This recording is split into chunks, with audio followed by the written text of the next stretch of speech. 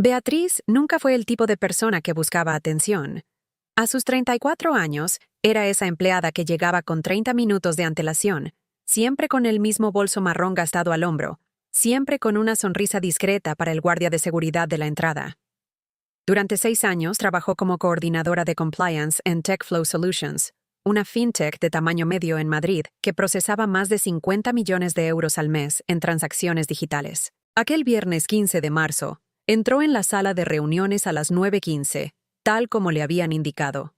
El director financiero, Rodrigo Tavares, estaba sentado en la cabecera de la mesa, mirando el teléfono con expresión aburrida. Ni siquiera levantó los ojos cuando ella entró. «Siéntate ahí, Beatriz», dijo, sin apartar la vista de la pantalla. Ella arrastró la silla y se sentó, dejando su carpeta sobre la mesa. Notó algo extraño en el ambiente. En los últimos 3 meses había observado cambios en la empresa. Reuniones de las que la excluían, conversaciones que se interrumpían cuando ella se acercaba, documentos que desaparecían del sistema sin explicación. «Mira, voy a ser directo». Rodrigo finalmente guardó el teléfono y la miró por primera vez. «La empresa está pasando por una reestructuración. Estamos recortando costes. Tu departamento va a ser externalizado». Beatriz sintió el estómago encogerse, pero mantuvo la expresión neutra. «Externalizado», repitió con calma. «Sí, hemos contratado una consultora externa para asumir el compliance. Más barato, más eficiente». Se encogió de hombros. «Tienes hasta el final del día para recoger tus cosas. Recursos Humanos te contactará para liquidar el contrato». Ella guardó silencio unos segundos. 6 años. 6 años organizando cada proceso, cada auditoría, cada certificación. 6 años garantizando que la empresa no cruzara ninguna línea roja con el Banco de España, con Hacienda, con la CNMV. «Entendido». Fue todo lo que dijo. «Pues eso». Rodrigo ya estaba de pie, claramente ansioso por cerrar la conversación. «Agradecemos tu trabajo, pero es una decisión estratégica, ¿entiendes? Nada personal». Beatriz se levantó despacio, cogió su carpeta y salió de la sala sin decir nada más. No hubo apretón de manos. No hubo agradecimiento real. Simplemente salió, volvió a su escritorio y miró a su alrededor. La sala de compliance estaba vacía esa mañana. Su asistente, Julia, estaba de vacaciones. Los 2 becarios tenían el día libre. Solo estaba ella, rodeada de 6 años de trabajo meticuloso. Encendió el ordenador y abrió una carpeta específica en el servidor. Una carpeta que solo ella sabía que existía. Durante los últimos 3 meses, desde que empezó a notar los cambios, desde que comenzó a anotar las irregularidades, había documentado todo. Cada transacción sospechosa, cada informe alterado, cada firma falsificada en documentos que deberían haber pasado por la auditoría interna. Rodrigo Tavares, el director financiero, estaba desviando dinero. No mucho de una vez. Nunca lo suficiente para activar las alertas automáticas del sistema. Pero a lo largo de 18 meses, había movido poco más de 3 millones de euros a través de empresas fantasma, usando brechas que él mismo había creado en el proceso de aprobación. Beatriz lo sabía porque era la única persona en la empresa que entendía de verdad cómo se comunicaban los distintos sistemas entre sí. Había implementado el 80% de los controles internos. Conocía cada contraseña de acceso crítica, cada protocolo de seguridad, cada línea de código de los sistemas de compliance, y sabía que Rodrigo no la estaba despidiendo por recorte de costes. La estaba despidiendo porque 3 semanas antes ella había cuestionado una transferencia específica durante una reunión. Había sido educada y discreta, pero había hecho la pregunta equivocada en el momento equivocado. Abrió su correo personal y adjuntó todos los archivos de la carpeta oculta. Documentos, hojas de cálculo, capturas de pantalla, registros de auditoría, todo. Después escribió un correo detallado a una dirección específica del Banco de España. No era una denuncia anónima. Puso su nombre completo, su DNI, su cargo. Explicó todo paso a paso, con las evidencias organizadas por fecha y tipo de irregularidad. Describió el patrón de desvío, las empresas involucradas, los importes aproximados. Todo. A las 11:47 de aquel viernes, pulsó enviar. Luego empezó a vaciar su escritorio. Metió sus bolígrafos, su portarretratos, su taza de café en una caja de cartón. Desconectó su teléfono corporativo y lo dejó sobre la mesa junto con la tarjeta de acceso. A las 13:20 pasó por recepción, entregó los documentos de liquidación firmados y salió del edificio en el ascensor. Mientras bajaba los 12 pisos, respiró hondo por primera vez en 3 horas. Sus manos no temblaban. Su corazón latía a un ritmo normal. No estaba nerviosa. Estaba en paz. El fin de semana pasó despacio. Beatriz aprovechó para hacer cosas que no había hecho en meses. Durmió hasta tarde el sábado. Fue al mercado sin prisa el domingo. Leyó un libro entero que llevaba semanas en la mesilla. No pensó en el trabajo ni una sola vez. El lunes por la mañana se despertó a las 8:30, algo que no ocurría desde hacía años. Preparó un café tranquilo, se sentó en el sofá y encendió la televisión. Estaba viendo un programa de cocina cuando sonó su móvil. Era un número desconocido. Contestó. ¿Beatriz Santos? La voz al otro lado era formal pero educada. Soy el inspector Pablo Méndez, del Banco de España. ¿Tiene unos minutos para hablar? Sí, claro. Recibimos su informe el viernes por la tarde. Yo, personalmente, pasé el fin de semana entero analizando la documentación que envió. Hizo una pausa. Es un trabajo extraordinariamente detallado. Beatriz no dijo nada. Solo esperó. Hemos iniciado una investigación formal esta mañana. Un equipo de 6 auditores está ahora mismo en la sede de TechFlow. Ya hemos podido confirmar al menos el 70% de las irregularidades que usted señaló. Otra pausa. ¿Estaría disponible para declarar como testigo en los próximos días? Sí, respondió con calma. Perfecto. Le enviaré los detalles por correo. ¿Y Beatriz? Gracias. Lo que ha hecho aquí es muy importante. Requiere valentía. Ella colgó el teléfono y volvió a mirar la televisión. El chef del programa estaba explicando cómo hacer una bechamel perfecta. Anotó la receta en un cuaderno. A las 10:35 de ese lunes, sonó el teléfono de Rodrigo Tavares. Era el CEO de TechFlow, Marcelo Albuquerque. Rodrigo, necesito que vengas a mi despacho ahora, inmediatamente. La voz tenía un tono que él nunca había escuchado antes. Cuando Rodrigo entró en el despacho del CEO, encontró a 3 personas que no conocía. Trajes oscuros, maletines de cuero, expresiones serias, y a Marcelo detrás de la mesa, con el rostro pálido. Rodrigo Tavares. Uno de los hombres de traje se puso de pie. Soy el inspector Pablo Méndez, del Banco de España. Estos son mis colegas. Necesitamos hablar sobre algunas transacciones financieras específicas ocurridas en los últimos 18 meses. Rodrigo sintió que el suelo desaparecía bajo sus pies. ¿Qué transacciones? El inspector abrió una carpeta y empezó a leer una lista. Cada fecha, cada importe, cada empresa, todo lo que Rodrigo había hecho, todo lo que creía que estaba oculto. ¿Pero cómo? Empezó, sin poder terminar la frase. Recibimos un informe detallado de una ex empleada de la empresa, explicó el inspector. Una coordinadora de compliance que aparentemente llevaba tiempo documentando estas irregularidades. Rodrigo cerró los ojos. Beatriz. Por supuesto. Beatriz. Necesito un abogado. Fue todo lo que consiguió decir. A las 14:30 llegó la Policía Nacional. Rodrigo fue escoltado fuera del edificio, esposado delante de todos los empleados. Las cámaras de seguridad captaron el momento. Alguien lo grabó con el móvil. En 2 horas, el vídeo circulaba por todos los grupos de WhatsApp de la empresa. TechFlow entró en modo de crisis. El Consejo de Administración se reunió de urgencia. Otros 2 directivos involucrados en los esquemas de Rodrigo fueron apartados de sus cargos. La empresa auditora externa fue destituida de inmediato. Se implementaron nuevos controles. La prensa empezó a llamar. El martes por la mañana, Beatriz recibió una llamada del número que reconoció de inmediato. El teléfono directo del CEO. Beatriz, soy Marcelo Albuquerque. Ella no respondió, solo esperó.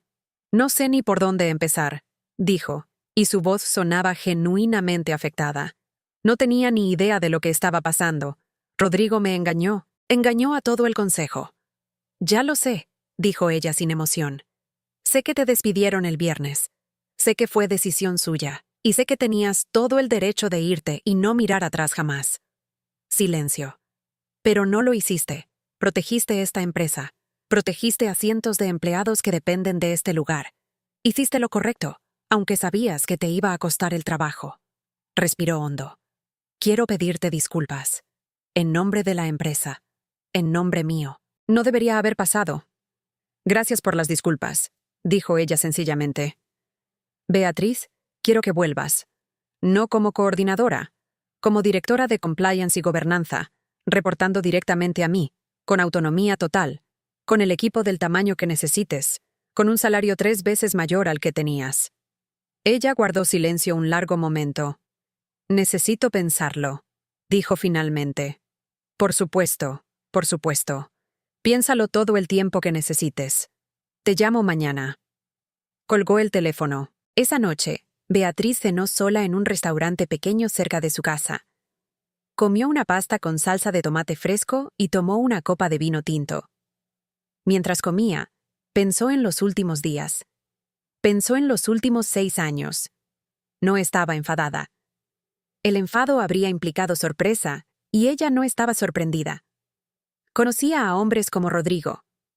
Había visto esto ocurrir antes, en otras empresas, de otras formas. El patrón era siempre el mismo. Alguien en una posición de poder, creyéndose demasiado listo para que lo pillaran, subestimando a las personas a su alrededor.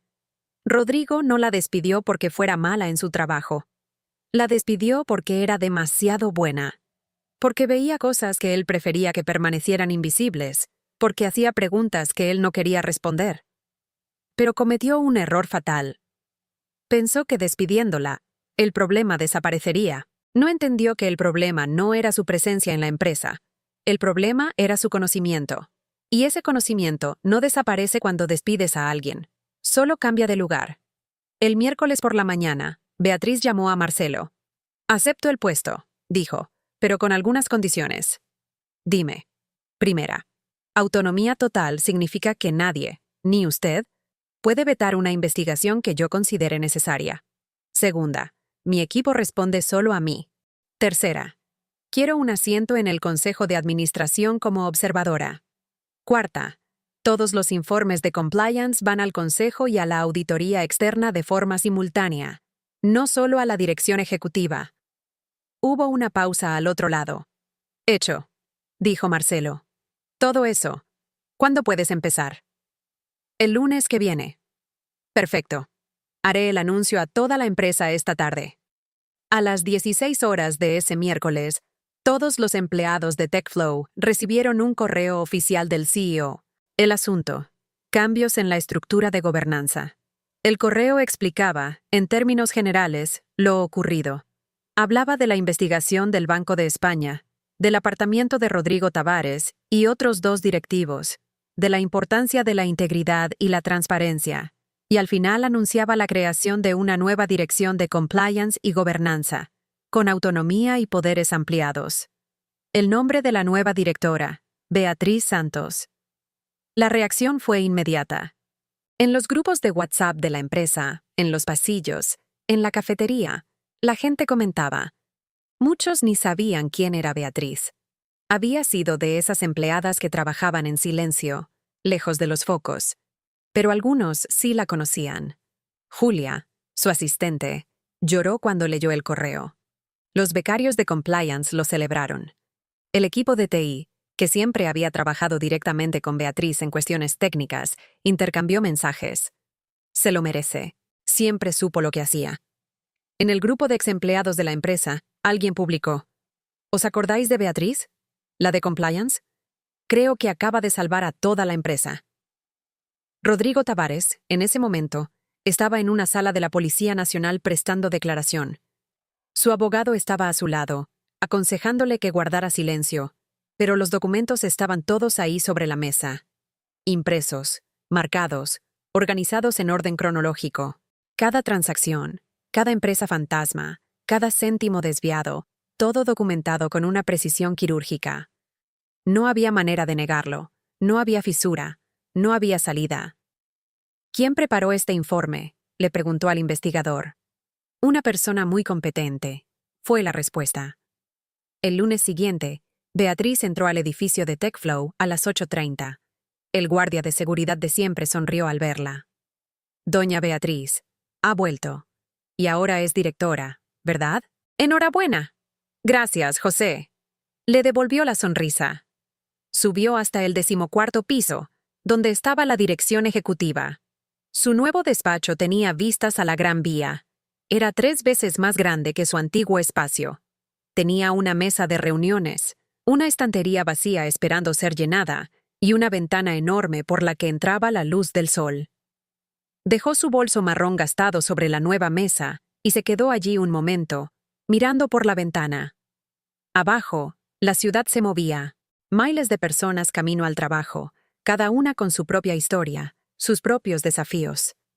A las 10, tuvo su primera reunión con el nuevo equipo.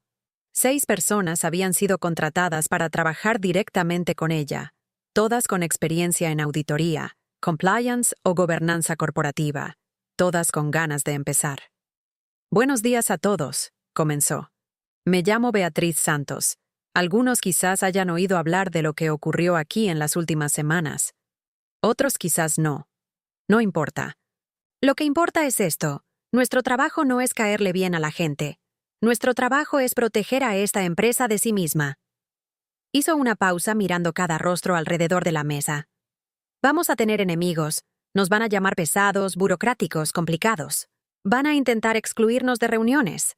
Van a intentar ocultarnos información. Y cuando eso pase, me lo decís a mí, y lo resolvemos juntos. Uno de los nuevos empleados, un hombre de unos 40 años llamado Carlos, levantó la mano tímidamente.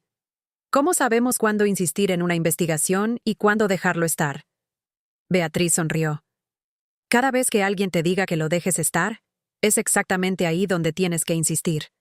La sala guardó silencio un segundo, y luego alguien se rió. Después otro. Y entonces todos reían, incluida Beatriz. 3 meses después, TechFlow anunció sus resultados trimestrales. A pesar de la crisis, a pesar de la salida de 3 directivos, a pesar de toda la turbulencia, la empresa había crecido un 12%. Los inversores, que estaban nerviosos, se tranquilizaron. El Banco de España concluyó su investigación y aplicó las sanciones correspondientes, pero reconoció públicamente los esfuerzos de la empresa por corregir los problemas. Beatriz fue invitada a dar una conferencia en un evento de gobernanza corporativa. La rechazó. No era su estilo, pero aceptó una invitación diferente. Una universidad pública la contactó para dar clases en un curso de posgrado sobre compliance y ética empresarial. Aceptó. Cada jueves por la noche, después del trabajo, iba al campus y pasaba 2 horas compartiendo con los estudiantes lo que había aprendido en 15 años de carrera. En una de esas clases, un estudiante hizo una pregunta. Profesora, ¿y si trabajas en una empresa donde detectas algo irregular, pero denunciarlo puede costarte el empleo? Beatriz guardó silencio un momento, pensando. Hacer lo correcto siempre tiene un coste, dijo finalmente. La pregunta no es si va a costar algo. La pregunta es, ¿puedes vivir con el coste de no hacer nada? El estudiante se quedó pensativo. Y otra cosa, continuó. La gente cree que denunciar es un acto de valentía, pero no lo es. La valentía es seguir viviendo después, sabiendo que hiciste lo que había que hacer. La valentía es no cargar con la rabia, no cargar con el arrepentimiento. La valentía es la paz. 6 meses después del día en que fue despedida, Beatriz estaba en su despacho revisando un informe de auditoría cuando sonó su móvil. Era un número con prefijo de Barcelona. ¿Beatriz Santos? La voz era femenina, joven. Sí. Me llamo Amanda. Trabajo en una empresa de e-commerce en Barcelona. Estoy en una situación parecida a la que viviste tú. Descubrí irregularidades, las reporté y ahora me están presionando para que me vaya. Beatriz se incorporó en la silla. ¿Lo has documentado todo? Sí. Tengo todas las capturas, todos los correos, todos los registros. ¿Y ya has hablado con un abogado laboralista? Sí. Dice que tengo un caso sólido. Bien. ¿Y has pensado en denunciarlo ante los organismos reguladores competentes? Hubo una pausa al otro lado. Tengo miedo, admitió Amanda, y su voz temblaba. Miedo de perder el trabajo, miedo de quedar marcada en el sector, miedo de... Lo entiendo. La interrumpió Beatriz con suavidad. Lo entiendo perfectamente.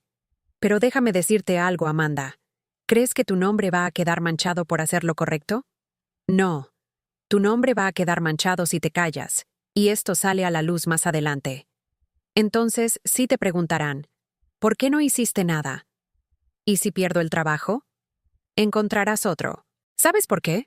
Porque las empresas serias quieren personas como tú, personas que no tienen miedo de decir la verdad. Amanda respiró hondo al otro lado de la línea. ¿Cómo conseguiste estar tan segura? Beatriz sonrió mirando por la ventana de su despacho. No lo estaba, admitió. Solo tenía una cosa: saber que no podría vivir conmigo misma si no hacía lo que era correcto. Y al final, esa fue la única certeza que necesité. Hablaron durante 40 minutos más. Beatriz le explicó paso a paso cómo documentar evidencias, cómo proteger archivos, cómo presentar una denuncia formal, a qué organismos acudir. Anotó el correo de Amanda y prometió enviarle una guía detallada. Cuando colgó, Beatriz se quedó pensativa un momento. Luego abrió un documento nuevo en el ordenador y empezó a escribir. No era un informe de trabajo, era algo diferente. Empezó a redactar un manual, una guía práctica para profesionales de compliance que se encontraran en situaciones difíciles. Cómo identificar irregularidades, cómo documentarlas, cómo protegerse legalmente, cómo presentar denuncias, cómo gestionar las consecuencias emocionales. Trabajó en ello durante semanas. En sus ratos libres, lo envió a algunos colegas del sector para que lo revisaran. Recibió aportaciones, refinó el texto. 3 meses después, lo publicó en línea de forma gratuita en un sitio de recursos profesionales. El título era sencillo: Manual de Supervivencia para Profesionales de Compliance Éticos. En 2 semanas, el documento había sido descargado más de 5,000 veces. Empezó a recibir correos. Decenas, centenares. Personas agradecidas, personas contando sus historias, personas pidiendo consejo.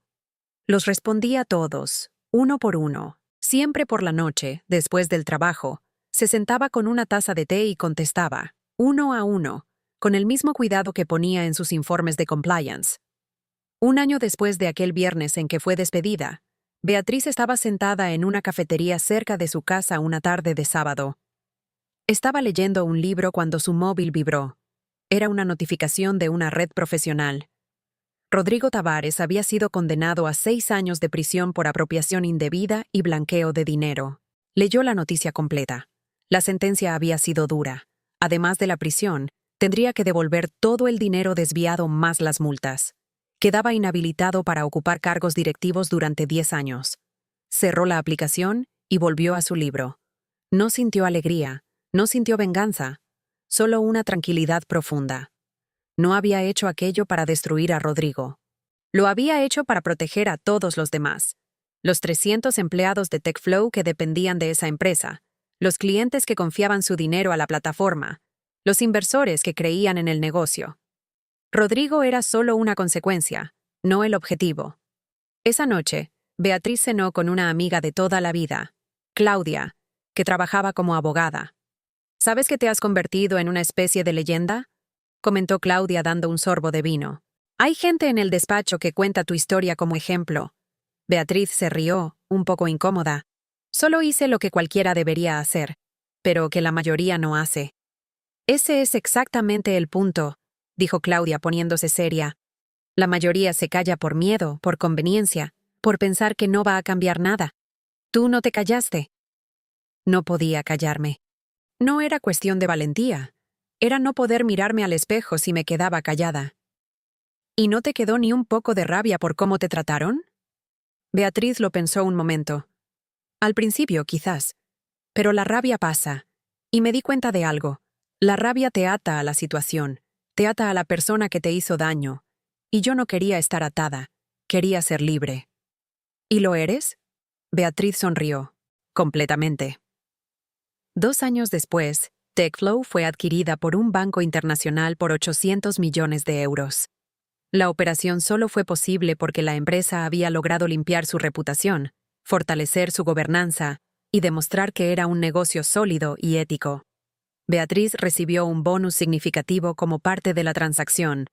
El banco comprador reconoció que la estructura de compliance que ella había construido era uno de los activos más valiosos de la empresa. Usó parte de ese dinero para crear un fondo de apoyo legal para profesionales de compliance que enfrentaran represalias por realizar denuncias éticas. El fondo pagaría a abogados, apoyo psicológico y cursos de recolocación profesional. Nadie debería tener que elegir entre hacer lo correcto y pagar sus facturas, explicó en una entrevista para una revista de negocios, una de las pocas que concedía. ¿Pero tú elegiste?, señaló el periodista. ¿Arriesgaste tu trabajo para hacer la denuncia? Elegí porque no tuve alternativa. Mi conciencia no me dio alternativa, corrigió ella. Pero mucha gente no tiene ese margen económico, no tiene esa red de apoyo. Por eso existe el fondo, para que más personas puedan tomar la decisión correcta sin arriesgarlo todo. La entrevista se publicó y se viralizó en redes sociales. Beatriz ganó 50,000 nuevos seguidores en una semana. No los había buscado, no los quería. Pero ocurrió. Y con esos seguidores llegaron más historias. Personas compartiendo sus experiencias con corrupción corporativa, acoso moral, represalias por denuncias. Más personas pidiendo ayuda, consejo, orientación. Beatriz creó un pequeño podcast. Cada lunes, 30 minutos, conversaba con un invitado diferente. Siempre personas que habían enfrentado dilemas éticos en el trabajo y habían elegido hacer lo correcto. Algunas habían salido bien paradas. Otras lo habían perdido todo y habían tenido que empezar de cero. Lo que quiero que la gente entienda, dijo en el primer episodio, es que hacer lo correcto no es una decisión perfecta. No es una película donde todo termina bien.